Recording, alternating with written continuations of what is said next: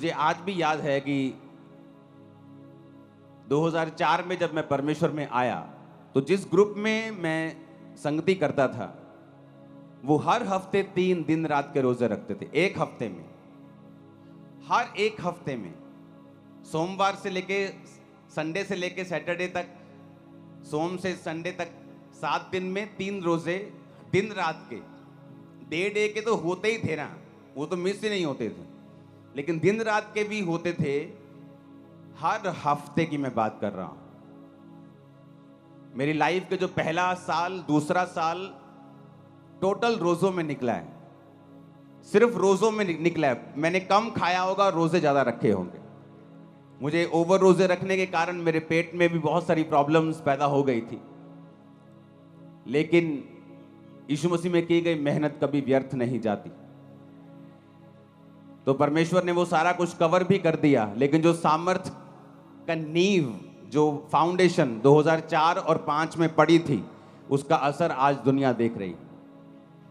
Bible का वचन इतना क्लियर और सख्त है और इतना शानदार है कि क्या कहने, मैं आपको बताता हूं। वचन कहता है कि एसाव याकूब 2 जुड़वा भाई थे, और बाइबल कहती है एसाव जब आया तो अपने भाई को उसने दाल पकाते हुए देखा। कहता है दाल मुझे चाहिए। कहता है दाल तुझे दे दूंगा, लेकिन तू बड़ा है। जुड़वा थे पहले, वो आया था। कहता तू बड़ा है तो तू ऐसा कर, अपने बड़े होने का पद मुझे बेच दे। याकूब ने कहा तू बड़ा है तो अपना पद मुझे दे दे, मैं दाल तुझे दे दूंगा। और वचन कहता है कि एक बार के भोजन के बदले में उसने अपने बड़े होने के पद को बेच दिया। और जब आशीष पाने के लिए निकला अपने बाप से, क्योंकि बड़ों को ज्यादा आशीष मिलती थी पहलोठों को, तो लिखा वो आशीष पाने के योग्य नहीं ठहरा। आंसू बहाने पर भी, तौबा करने पर भी उसे कोई भी आशीष नहीं मिली। क्यों? क्योंकि उसने शरीर को फॉलो किया था। जो लोग शरीर को फॉलो करते हैं वो आशीष पाने के योग्य नहीं है। वचन कहता है कि अगर आप व्यभिचार में गिर गए, अगर आप पाप में गिर गए, अगर आप चोरी में गिर गए, तो आप सेवा करने के भी काबिल नहीं हैं उच्च पद की। वचन तो इतना गहरा है वचन। तो शैतान लोगों को नाकामयाब कैसे करता है? उनको शरीर के पीछे लगाता है, उनको पाप के पीछे लगाता है, डर के पीछे लगाता है, लोभ के पीछे लगाता है, लालच के पीछे, घमंड के पीछे, व्यभिचार के पीछे। और रोजे के उपवास क्या करता है? जब आप उपवास करते हैं, उपवास आपके शारीरिक, जो आपका बॉस बन गया शरीर।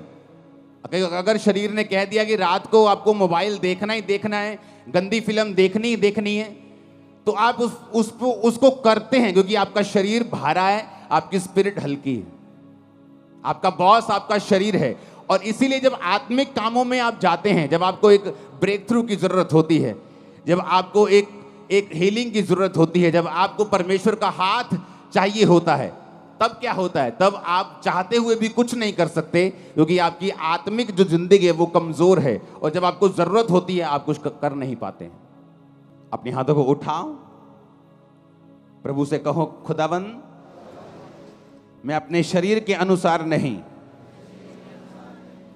अपनी आत्मा के अनुसार चलो, प्रभु यीशु मसीह के सामर्थी नाम में। 2 तिमुथियुस 2 उसकी 20 से 22 आयत, उसमें लिखा है, बड़े घर में ना तो केवल सोने चांदी के, पर काठ और मिट्टी के बर्तन भी होते हैं। कोई कोई आदर, कोई कोई अनादर के लिए। यदि कोई अपने आप को इनसे शुद्ध करेगा तो आदर का बर्तन और पवित्र ठहरेगा और स्वामी के काम आएगा और हर एक भले काम के लिए तैयार होगा। जवानी की अभिलाषाओं से भाग, और जो शुद्ध मन से प्रभु का नाम लेते हैं उनके साथ धर्म, विश्वास, प्रेम और मेल मिलाप का पीछा कर। परमेश्वर ने कहा बड़े घर में सिर्फ सोने और चांदी के ही नहीं, काठ और मिट्टी के बर्तन भी होते हैं। अब आपके घर में बहुत से बर्तन हैं। एक आपके घर में गिलास है, आपकी रसोई घर में, जिससे आप पानी पीते हैं। प्लेट पड़ी है जिससे आप खाना खाते हैं। एक बाल्टी ऐसी पड़ी होगी, वाटर कूलर पड़ा होगा जहां आप पानी स्टोर करके रखते हैं, उससे पानी पीते हैं। और एक कहीं नुक्कड़ में रसोई घर में एक कूड़ेदान का बर्तन भी पड़ा होगा, जहां हर तरह का कूड़ा, खराब वस्तु, खराब खाना, बिगड़ा हुआ खाना आप उस कूड़ेदान में डालते हैं। वचन क्या कहता है कि वो कूड़ेदान का जो बर्तन है वो भी उसी घर का है, और जो आदर का बर्तन है जो स्वामी के मुंह से लगता है वो भी उसी घर का बर्तन है। तो परमेश्वर ने कहा कि लोग है तो मेरे विश्वासी, है तो मेरे बच्चे, है तो मेरे ही घर के बर्तन, पर कोई तो आदर का बर्तन है और कोई निरादर का बर्तन है। और लिखा, जो कोई अपने आप को इनसे शुद्ध करेगा, किन से? व्यभिचार से, पाप से, शरीर के कामों से, निंदा से, चुगली से, विश्वासघात, माता पिता की आज्ञाओं को ना मानना, ढीठ, घमंडी, लड़ने वाले, गालियां निकालने वाले। परमेश्वर ने कहा अगर तुम इन चीजों से अपने आप को शुद्ध नहीं करोगे तो तुम अनादर के बर्तन ठहरोगे, और अगर तुम अपने आप को इन चीजों से शुद्ध करोगे तो आदर के बर्तन ठहरोगे। अगर तुम आदर के बर्तन ठहरोगे तो स्वामी के काम आओगे। अगर तुम स्वामी के काम आओगे, उसके मुंह से लगाए जाओगे, तुम्हारी आशीषें अलग होंगी, तुम्हारी आशीषें दूसरों के जैसी नहीं होंगी, क्योंकि तुम आदर के बर्तन हो। लिखा है क्योंकि मनुष्य स्वार्थी, लोभी, डींगे मारने वाला, अभिमानी, निंदक, जिसे अपना ही स्वार्थ है, जो हर काम अपने ही फायदे के लिए करता है, लोभी है, लालची है, हर चीज को बेचना आता है उसे, डींग मार। वो चर्च में गए थे, अच्छा ठीक नहीं हुए, आ जाओ मेरी चर्च में। डींगे मारनी। खुदावंद का आत्मा यहां आपको हील करता है, मैं नहीं। आप गवाह होंगे, और आप गवाह हैं, लंगड़े चलाए जाते हैं और कोढ़ी शुद्ध किए जाते हैं। लेकिन आपने कभी ऐसा नहीं सुना होगा कि अगर चंगाई चाहिए तो सिर्फ मेरी चर्च में आओ। यह निशानी है कि वो पास तक गिर चुका है और वचन में नहीं। अभिमानी, निंदक, माता पिता की आज्ञा टालने वाला, कृतज्ञ यानी विश्वास, थैंक्स गिविंग ना करना, ऐसे दो तरह के लोग होते हैं। प्रभु के सामने कृतज्ञ, लोगों के सामने कृतज्ञ। प्रभु जो मर्जी कर दे उसका थैंक्स नहीं करते, अगली डिमांड, उसके अगली डिमांड। जो प्रभु ने पीछे किया उसका कोई थैंक्स नहीं, अगली डिमांड, उससे अगली, उससे अगली, उनको कृतज्ञ बोलते हैं। और ऐसे लोग भी होते हैं, आप अगर उनके लिए कुछ करेंगे, बोलोगे ले मैं तो इनका वर्कर हूं, ये तो इनका फर्ज बनता था करना। मैंने लाइफ में वर्कर देखे 30-30 साल से काम करते हुए, सेम सैलरी, धीरे धीरे सैलरी बढ़ रही है कछुए की चाल से, और कोई हेल्प नहीं की। मैंने देखे हैं वर्कर लोगों के घरों में काम करते, लोगों की जिंदगियों में काम करते हुए। तो उसने कहा जब तुम्हारी हेल्प हो, जब तुम्हें कुछ मिले तो उसका थैंक्स करो, वो इंसान हो या परमेश्वर। अपवित्र, दया रहित, क्षमा रहित, दोष लगाने वाला, असंयमी, कठोर, भले के बैरी, विश्वासघाती, ढीठ, घमंडी, प्रभु के नहीं सुख विलास के चाहने वाले, भक्ति का भेष धरेंगे पर शक्ति को ना मानेंगे, ऐसों से परे रहना। परमेश्वर ने कहा यदि तुम अपने आप को इनसे शुद्ध करोगे तो आदर के बर्तन ठहरोगे। पौलुस को देखो, कई बार हम दुखों से निराश हो जाते हैं कि परमेश्वर ये दुख क्यों आया, ये दुख क्यों है। 2004, 5, 2006, 2007, 8, 9 तक, 10 तक मैं हमेशा परमेश्वर के सामने कंप्लेंट ही करता रहता था, खुदावंद ये मेरी लाइफ में प्रॉब्लम क्यों नहीं जा रही, सेवा में आने के बाद भी ये दिक्कत क्यों नहीं खत्म हो रही, ये मेरी लाइफ से क्यों नहीं जा रहा, ये संघर्ष खत्म क्यों नहीं हो रहा। आज हम पौलुस की पत्रियों को पढ़ते हैं। अगर हम पौलुस की पत्रियों को पढ़ते हैं, उन 13-12 जितनी भी 13 पत्रियां हैं, तो पौलुस की पत्रियों को पढ़ते पढ़ते हमें यह समझ आती है कि पौलुस ने अपनी 13 पत्रियों में एक ही बात की है, तुम्हारे कैरेक्टर को किस तरह से मजबूत रखना है, क्योंकि शैतान तुम्हारे कैरेक्टर को खत्म करके ही तुम्हारी लाइफ में काम करता है। और पौलुस ने कहां से ये पत्रियां लिखी हैं? जेल में से। जेल कैसे गया? सुसमाचार के लिए, अपने पाप के लिए जेल नहीं गया। वो लोग अपने पापों के लिए जेल जाते और बोलते कि मैं प्रभु के लिए जा रहा हूं, लेकिन बाइबल कहती है वो खुदावंद के कामों के लिए लोग उससे जेलसी करते थे, वो जेल में गया। जेल में गया तो एक आम इंसान सोच सकता है कि अगर ये परमेश्वर का दास है तो फिर जेल में क्यों गया, फिर प्रभु इसको बाहर क्यों नहीं निकालता। लेकिन वचन में क्या लिखा है? वचन में लिखा है कि जब वो जेल में गया तो वो सारी पत्रियां उसने जेल के अंदर से लिखी। प्रभु को मालूम था पतरस की इतनी पत्रियां क्यों नहीं, क्यों मैं बताता हूं, क्योंकि पतरस बाहर से विकाई में था और हर टाइम बिजी रहता था, कभी वहां कभी वहां कभी वहां मीटिंग है, कभी वो विश्वासियों के पास, कभी उस कलीसिया के पास। उसकी केवल 2 पत्रियां बाइबल में है, पहला पतरस और दूसरा पतरस। अब जब सेवकाई में कोई तो चाहिए जो इस लेवल का हो, जो पतरस के लेवल का हो, जो यूहन्ना के याकूब के लेवल का हो, उसी की पत्रियां काम आएंगी। छोटे लेवल का कोई लिखेगा तो उसकी पत्रियों में वो बात नहीं होगी, वो पवित्र आत्मा की भरपूरी नहीं होगी। तो परमेश्वर जानता है कि पौलुस एक ऐसा जन है जो उस लेवल का प्रेरित है। और वचन क्या कहता है? वो जेल में गया और उसने पत्रियां को लिखा। परमेश्वर का उसको जेल में डालने का रीजन ये था कि आने वाले समय में इतनी सेवकाई का असर पतरस का नहीं हुआ जितना पौलुस का हुआ। आज हम किसकी पत्रियों को पढ़ के अपने कैरेक्टर को सही रखते हैं? पौलुस की पत्रियों को पढ़ के, हाँ या ना? पौलुस की पत्रियां पढ़ते हैं। आप तीमुथियुस पढ़ो, जहां उसने लिखा है अपने स्पिरिचुअल सन को, उसने कहा मैं अपने आत्मिक पुत्र तीमुथियुस को लिखता हूं, ये करना है, ये करना है, ये करना है। दूसरा तीमुथियुस कैरेक्टर के बारे में, कुलस्सियों कैरेक्टर के बारे में, थिस्सलुनीकियों कैरेक्टर के बारे में, तीतुस की पत्री, फिलेमोन की पत्री। अगर आप इन पत्रियों को पढ़ेंगे आपको कैरेक्टर नजर आएगा कि पौलुस ने कैरेक्टर के विषय में बहुत सी बातें की हैं। हालेलुया। लेकिन कैसे की? बाइबल कहती है हर एक चीज मिलकर भलाई को पैदा करती है जो प्रभु यीशु से प्यार करते हैं। उसने अपने आप को पवित्र रखा, फास्टिंग में रखा, प्रेयर में रखा और जेल से पत्रियां लिखी जो आज तक हम पढ़ के आशीष पा रहे हैं। अपने हाथों को उठाओ, बोलो हर एक दुख के लिए जो खुदा की मर्जी से आया, मैं खुदा का थैंक्स करता हूं। ऊंची आवाज में बात करो, थैंक्स करो ऊंची आवाज में। और पिता मैं विश्वास करता हूं कि आप कुछ बड़ा करेंगे उन्हीं दुखों के बीच से, यीशु के नाम में। अब हम फास्टिंग क्यों करते हैं? जब शरीर आपका स्वामी है,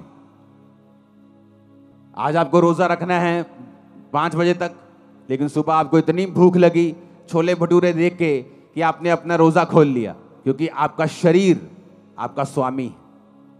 आप फैसला करके उठे नहीं ये व्यभिचार से मैं दूर रहूंगा, लेकिन आज वो लड़की बड़े सुंदर कपड़े डाल के आई, आप अभी भी उसे देख रहे हैं। क्यों? क्योंकि आपका शरीर आपका स्वामी है। जब आपका शरीर आपका स्वामी है तो आपकी लाइफ में वो काम नहीं हो सकते जो आपको बंधनों से मुक्त करेंगे, फ्री मैन आपको करेंगे, एक लेवल तक आपको लेके जाएंगे। आप कभी उस लेवल तक नहीं आ सकते क्योंकि आपका शरीर आपका स्वामी है। आपको मालूम है कि आपका मोबाइल, आपकी फेसबुक स्क्रॉलिंग आपके टाइम को वेस्ट कर रही है। ये टाइम आपको प्रेयर में देना है। क्यों? क्योंकि आपका शरीर आपका स्वामी है। आप जब फैसला कर लेते ये काम मैं नहीं करूंगा और आप प्रार्थना में चले जाते, उस तरीके से आप अपनी आत्मिक लाइफ को, अपनी आत्मा को अपने जीवन का स्वामी बना देते हैं। और वचन कहता है जो आत्मा से चलेगा वो जिएगा। आमीन। आप जानते नहीं आत्मा में रहना और प्रार्थना और उपवास में रहने से कितने बंधन टूटते हैं और कहां ये चीजें लगती हैं जाके, आपको मालूम भी नहीं। जब प्रार्थना उपवास में मैं पिछले दिनों में था तो प्रेयर कर रहा था तो परमेश्वर दर्शन देने लगा। ऐसे दर्शन नहीं देने लगा कि मैं कुछ मांग रहा हूं प्रभु से कि मुझे ये चाहिए, मुझे ये चाहिए। जस्ट मेरी आदत है खुदावंद की प्रेजेंस में बैठना और बैठे रहना और प्रेयर करना और बेदारी के लिए प्रेयर करना, लोगों के लिए प्रेयर करना। मेरा अपना कोई मसला नहीं है खुदावंद के सामने। मेरे मसले चर्च के होते हैं, आपके होते हैं। आप यहाँ काउंसलिंग के लिए आते हैं, आपके केस मोबाइल पे मेरे पास आते हैं। जब उनसे हल नहीं होता डायरेक्ट मेरे पास आते हैं तो मैं लिख के भेजता हूँ, इसको ये कहना है, ये कहना है, या सिर्फ ले हैंड में खड़ा करो, या इसको रोजे रखवाओ, या मुझसे मिलाओ, इसे ऑफिस भेजो।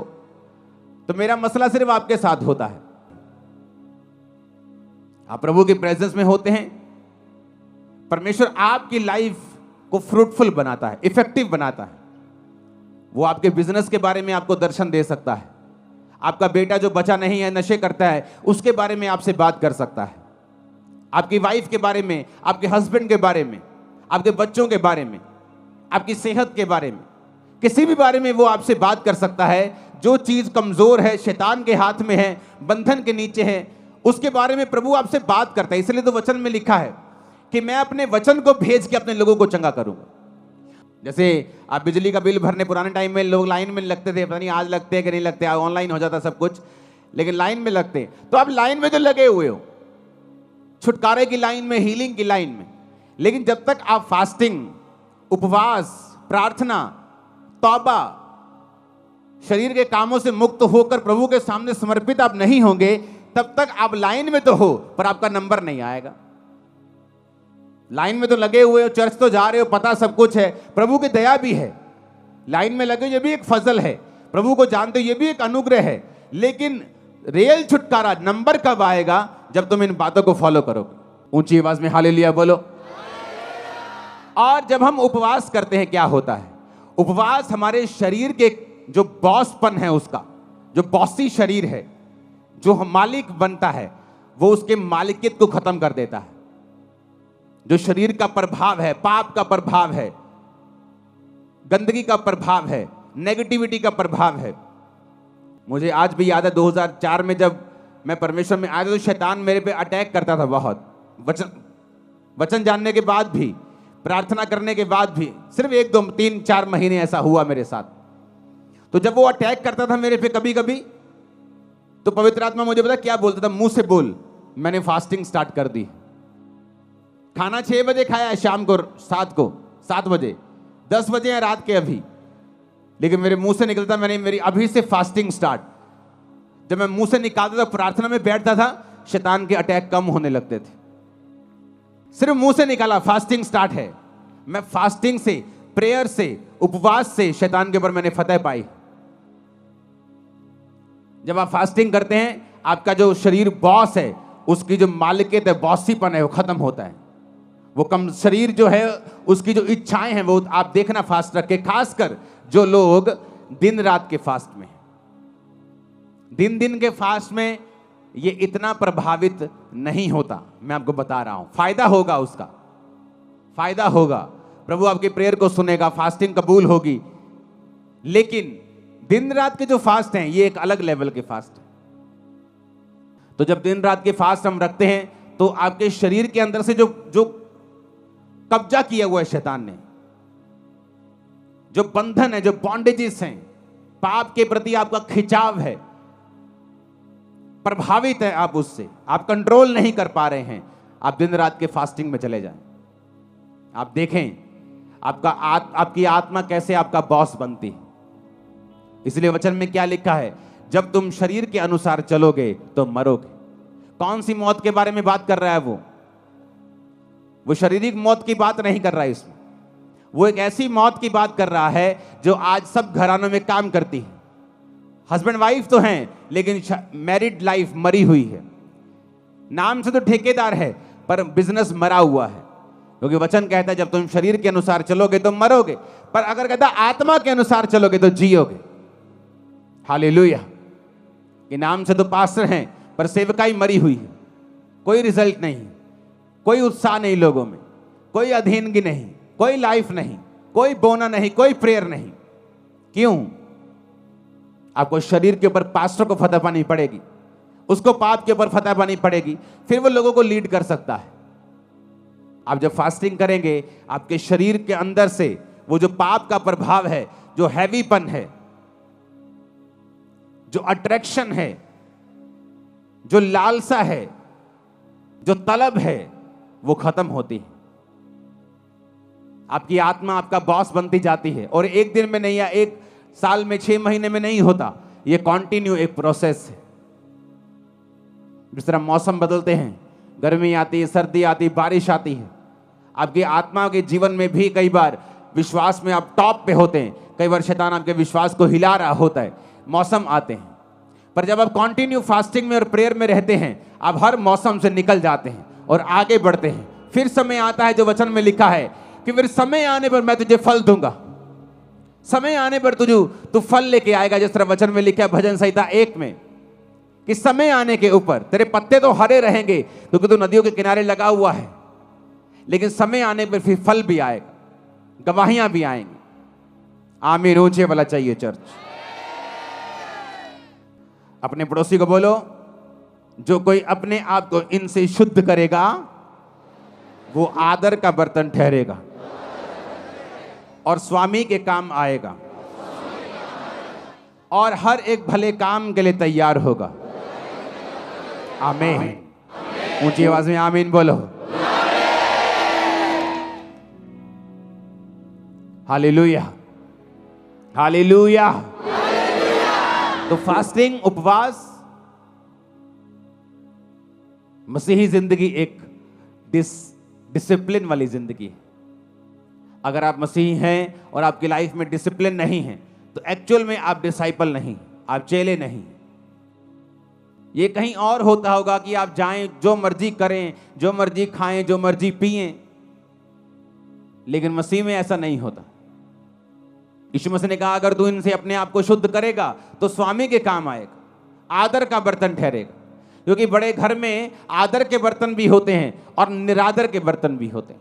तू देख अपने आप को परमेश्वर के घर का आदर का बर्तन ठहराना चाहता है या निरादर का बर्तन ठहराना चाहता है। बड़े घरों में आपने सोने के बर्तन देखे होंगे। ये जी बोन चाइना का सेट लेके आए हैं जी 15,000 का। कभी कूड़ेदान लेके आए हो 20,000 का, 25 कूड़ेदान लेके आए हो कभी? 1 लाख रुपए का कूड़ेदान लेके आए हैं जी। सोने के इसमें ओरिजिनल 24 कैरेट गोल्ड का उसमें लाइनें लगी हुई हैं। आप कभी नहीं करो। आप कूड़ेदान लेके आओगे बस मजबूत सा दे दो जी, कूड़ा डाले तो टूटे नहीं, लेकिन बर्तन लेके आओगे शानदार, जिससे पीना है, जिससे खाना है। काम हमारे निरादर के बर्तन वाले हैं और प्रभु से हम कहते हैं कि हमें आदर क्यों नहीं मिल रहा, मेरा बच्चा मेरा आदर क्यों नहीं करता। तुम प्रभु का आदर नहीं करते, लोग तुम्हारा आदर नहीं करते। मेरी फैमिली मेरे अधीन नहीं है जी, तुम परमेश्वर के अधीन नहीं हो, इसलिए तुम्हारा परिवार तुम्हारे अधीन नहीं। मेरा पति मेरी बात नहीं सुनता, तुम प्रभु की बात नहीं सुनती, इसलिए तुम्हारा पति तुम्हारी बात नहीं सुनता। सब कुछ जुड़ा हुआ है। तुम आत्मा में कामयाब हो जाओ, शरीर में कामयाबी तुम्हारे पीछे पड़ के मिले, तुम्हें मिलेगी, बाइबल कहती है। आत्मा में कामयाब हो जाओ, शरीर में कभी भी फेल नहीं हो सकते तुम लोग, कभी भी, नेवर। वो लाइन चेंज कर देगा तुम्हारी, लेकिन फेल नहीं होने देगा। हालेलुया। मसीह जिंदगी डिसिप्लिन वाली जिंदगी है। मसीह में आके भी डिसिप्लिन नहीं है। अगर उन्हीं चौकों में खड़े होकर लड़कियों को छेड़ना है, अगर वैसे ही काम करने, वैसे ही मोबाइल चलाने, उन्हीं ब्लॉगर्स की तरह वैसे ही ब्लॉग बनाने और गालियां निकालनी है, अपने आप को क्रिश्चियन बोलना छोड़ दो। तुम उन लोगों की तरह नहीं हो जो लोग सुनते हैं संसारिक और शारीरिक गाने। मैंने क्रिश्चियन लोगों की शादियों में बजते हुए देखे हैं गाने, शराब के गाने, कोट कोट पिला दे, शराब के गाने क्रिश्चियन लोगों की शादियों में। इमेजिन करो कैसी बरकत परमेश्वर देगा उन्हें। सोचो, जहां बरकत होनी चाहिए, जहां प्रभु की प्रेजेंस होनी चाहिए कि एक जोड़ा सदा के लिए मिल रहा है, वहां पे खुदा की अगर प्रेजेंस होगी तो उनकी लाइफ में बरकत आएगी और वहां शैतान की प्रेजेंस होती है। आप किस चीज से सुनते हैं बताओ? उस अंग का नाम क्या है? बोलो। कान से? कहां है कान? ये कान नहीं, इससे नहीं सुनते आप, मालूम है कि नहीं? इससे सुनते हो आप? नहीं, इसके अंदर एयर ड्रम, इसके अंदर कान का एक पर्दा है, उससे सुनते हो आप, इससे थोड़ी सुनते हो। ये तो एक मांस का टुकड़ा है। पहलवान देखे कभी ओलंपिक वाले? उनके यहां देखा क्या हुआ होता है? वो बज बज के उनके कान फट फट के मोटे हुए होते यहां से। अगर ये सुनते हैं तो जब वो मोटे हो जाते हैं फिर वो कहां से सुनते हैं? वो तो अंदर से सुनते हैं भाई, इधर से। कान के अंदर जो होल है, यहां एक, वहां अंदर आवाज जाती है, कान का पर्दा उसे रिसीव करके सिग्नल भेजता है, दिमाग में जाते हैं तो आवाज आती है। ये थोड़ी सुनता है। फिर ये बनाया क्यों है? बात तो ये है, प्रभु ने कोई चीज फालतू में तो बनाई नहीं है।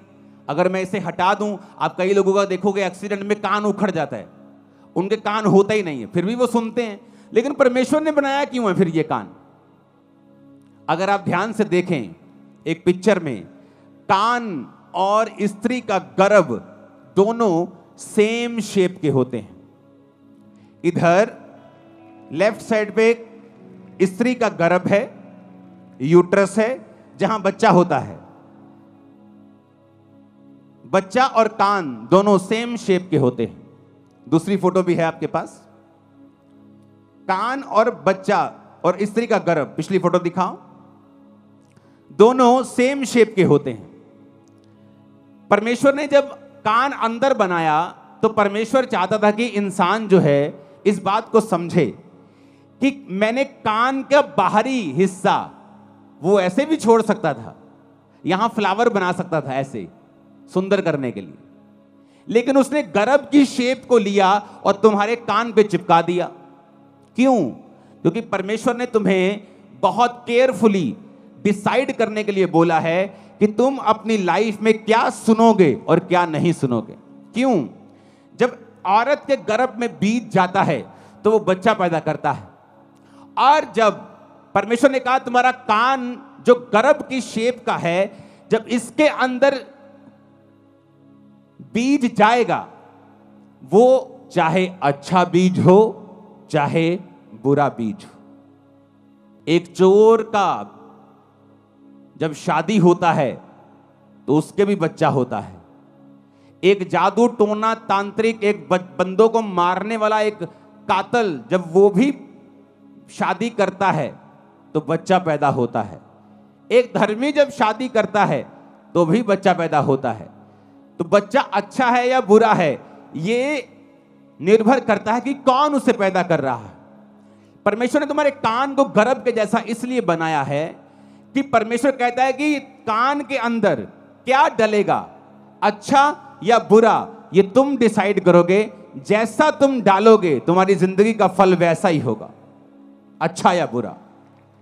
अब तुमने गाने डालने हैं, शराब के गाने डालने हैं, वो गाने डालने जिससे बीपी बढ़ जाता है, तुम शारीरिक जोश में आ जाते हो, वट देंगे टोक देंगे, तुम्हारा वो भला करने वाले नहीं। मैं खड़दा, मैं जानदा, मैं आंदा, वो तुम्हारा भला करने वाले नहीं है। इसलिए प्रभु ने कहा ध्यान से देखो कि क्या सुनते हो। जब मैं चर्च में से वापस आया करता था तो मेरी आदत थी हिंदी गाने सुनने की, तो हिंदी गाने में सुनता था। और एक दिन पवित्र आत्मा ने मुझे प्रेरित किया, तो मैंने अपने भाई से, क्रिश्चियन भाई से पूछा, मैंने कहा क्या बेनीहीन गाने सुनता है? जैसे मैं हिंदी गाने सुनता हूं, बेनीहीन भी इंग्लिश गाने सुनता है फिल्मों के? कहता नहीं यार, वो नहीं सुनता होगा। मैंने कहा अगर वो नहीं सुनता होगा तो मुझे भी नहीं सुनने चाहिए। अगर मुझे प्रभु में बढ़ना है तो हिंदी गाने सुनता हूं तो मुझे मेरे अंदर वही फीलिंग्स आती हैं। तो अगर वो भी फीलिंग्स आएंगी, चर्च जब मैं जाके सॉन्ग प्रभु का सुनता हूं तो वो आत्मा वाली फीलिंग आती है। तो मैं अपने शरीर को दो चीजों से भर नहीं सकता हूं, एक ही सोते से खारा और मीठा दोनों पानी तो नहीं निकल सकते, तो चुनाव करना पड़ेगा। उस दिन से कैसेट्स होती थी, तब सारी फेंक दी थी, कोई गाना नहीं सुनना। और पवित्र आत्मा कैसे भरता है?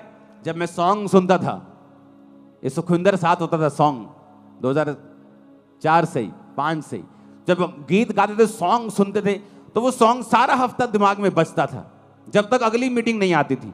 3-4 दिन वो सॉन्ग बज ही जाना आत्मा में, जब तक कोई और सॉन्ग नहीं सुन लेना। तो उस वजह से पवित्र आत्मा से हम भरपूर रहते थे, सब लोग जितने इस नियम के ऊपर चलते थे। तो परमेश्वर ने कान क्यों बनाया, उस फोटो को देखेंगे। परमेश्वर ने कान गर्भ के जैसा क्यों दिया है, जबकि जो सुनने वाली चीज है वो तो अंदर है, कान का पर्दा तो अंदर है। लोग बोलते जी मेरे थप्पड़ मारा किसी ने, कान का पर्दा फट गया, अब सुनता नहीं। अगर इस कान से सुना जाता तो ये फटता तो कान नहीं सुनता, पर अंदर का पर्दा फटता है तो कान नहीं सुनता। क्योंकि ये परमेश्वर ने गर्भ के जैसा बनाया है, ताकि जो कुछ तुम अंदर लोगे, गाने, गालियां, संसारिक चीजें, किस दोस्त के साथ आप बैठ रहे हो, ऐसा दोस्त जो आपके साथ जब बैठता है, जब आप उठते हैं तो आपका विश्वास कम हुआ होता है, वो आपके अंदर नेगेटिव चीजें डालता है। ओ ठीक है चर्च, ओ कदी कदी चल जाया कर, उन लोगों ने भी बना के रखनी है, ओ ले एक चर्च है जी सारे लोगों का वखरा ही कर देती है, और आप थोड़ी आप क्या सुनते हैं मायने रखता है। आप अगर नेगेटिव सुनेंगे और उस नेगेटिव को कैंसिल नहीं करेंगे, आपने मान लिया कुछ नेगेटिव सुना और आपको मालूम नहीं है कि उसे कैंसिल करना है, उसे रिजेक्ट करना है, ऐसे लोगों के पास नेक्स्ट टाइम मत बैठें जहां बैठने पर आपका विश्वास कमजोर होता है। अगर वो रिश्तेदार है, त्याग दें कुछ सालों के लिए, उसे कुछ महीनों के लिए त्याग दें। वो दोस्त जो मैंने 2007-8 में त्याग दिए, 15-16 साल बाद मुझे मिलते हैं आज, लेकिन आज मेरी बातों का असर उन पे होता है, उनकी बातों का असर मेरे पे नहीं होता। क्यों? एक समय था अगर क्रिश्चियन होने के बाद भी अगर मैं उनके साथ रहता तो हो सकता उनकी बातों का असर मुझ पे होता। जब मैंने अपनी 10th को कंप्लीट किया था तो मेरे कई नए दोस्त स्कूल से बाहर बने थे, और उसमें से एक दोस्त मेरा ऐसा था जिसका मेरे ऊपर बहुत प्रभाव था। मोस्टली मेरा प्रभाव मेरी टीम पर, मेरे लोगों पर होता था, लेकिन एक दोस्त ऐसा था जिसका प्रभाव मुझ पे होता था, जो मुझे प्रभावी लगता था। अगर वो मेरी लाइफ में होता क्रिश्चियन बनने के दौरान, मैं आपको बता देता हूं, अगर वो मुझसे कहता तो हो सकता मेरा विश्वास वो ना होता। क्योंकि मसीह में आने के बाद बहुत सी दिक्कतें मुझे हुई, मेरी फैमिली ने मुझे त्यागा, छोड़ा, लोगों ने मुझे डांटा, रिश्तेदारों ने मेरी डांट लगाई, मुझे मेंटली बहुत सा डिस्टर्बेंस पैदा करने की मेरी लाइफ में कोशिश हुई। शैतान ने डिस्टर्ब अलग किया, बीमारियों ने अलग किया, लोगों ने अलग किया।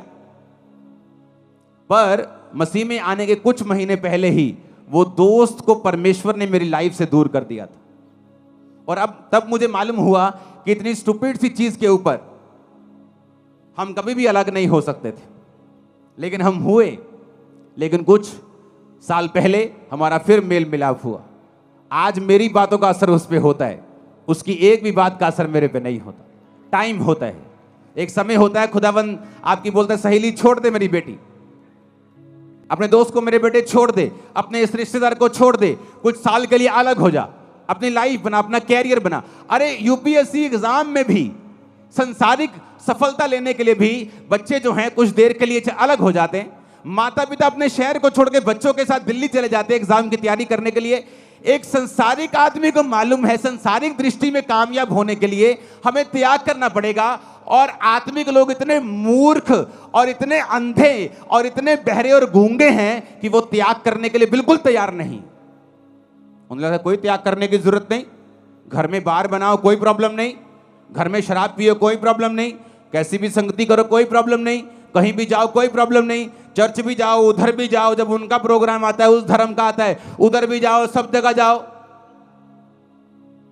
इसीलिए तो आप यहां बैठे हो जहां आपको नहीं होना चाहिए, कि 10 साल से नाम ठेकेदार है लेकिन ठेका कोई नहीं है आपको। आप वहां बैठे हो जहां आपको नहीं होना चाहिए। आपको फलवंत होना चाहिए था, बढ़ना चाहिए था। बढ़े क्यों नहीं? क्योंकि क्रिश्चियन व्यक्ति के बारे में बाइबल कहती है कि नमक का स्वाद अगर बिगड़ गया तो वो किसी काम का नहीं। दूसरा बंदा पापी हो सकता है शारीरिक रीति से कामयाब हो जाए, लेकिन क्रिश्चियन अगर खुदा से दूर होगा तो धक्के खाएगा और पैरों के नीचे आएगा, वचन कहता है, क्योंकि तुम सच्चाई को जानते हो।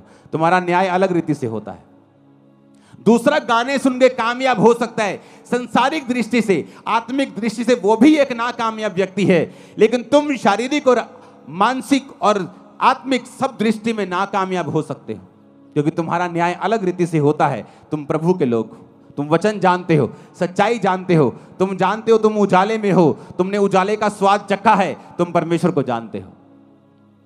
जब सुबह अपने कानों में कंघी, जब अपने बालों में कंघी करने के लिए उठोगे तो अपने कानों पे ध्यान देना और सोचना कि आज मुझे क्या सुनना है, इस गर्भ के अंदर मुझे क्या लेके जाना है, अच्छा बीज या बुरा बीज। अच्छा बीज लेके जाऊंगा तो अच्छा फल लाएगा, बुरा बीज दूंगा तो बुरा फल आएगा। जमीन नहीं देखती, अब आम बो दोगे भी आम उगा देगी, आप डोडे बो दोगे डोडे उगा देगी, आप कांटे बो दोगे, कैक्टस बो दोगे, कैक्टस उगा देगी। जमीन नहीं देखती, जमीन बोलती मुझे बीज दे मैं तुझे उगा दूंगी। कान भी, जीवन भी देखता नहीं क्या अच्छा है या बुरा है। वो तुम्हारा डिसीजन है, वो पावर तुम्हारे पास है, अंगों के पास नहीं है। जमीन के पास उगाने की पावर है, तुम्हारे अंदर उगाने की पावर है, लेकिन उगाना क्या है ये तुम्हारे ऊपर निर्भर करता है। ऊंची आवाज में हालेलुया बोलो, ऊंची आवाज में फिर से हालेलुया बोलो। बाइबल कहती अवसर को बहुमूल्य समझो और देखो तुम्हारे अंदर क्या जाना चाहिए, अच्छा या बुरा। अपने हाथों को उठाओ। परमेश्वर के गहरे वेदों को परमेश्वर के दास के द्वारा जानने के लिए और ऐसी और नई वीडियोस को देखने के लिए हमारे YouTube चैनल को सब्सक्राइब करें और साथ में बेल आइकन को प्रेस करें ताकि ऐसी और नई वीडियोस की नोटिफिकेशन सबसे पहले आप तक पहुंच सके। जुड़े रहें परमेश्वर की हजूरी के साथ। God bless you.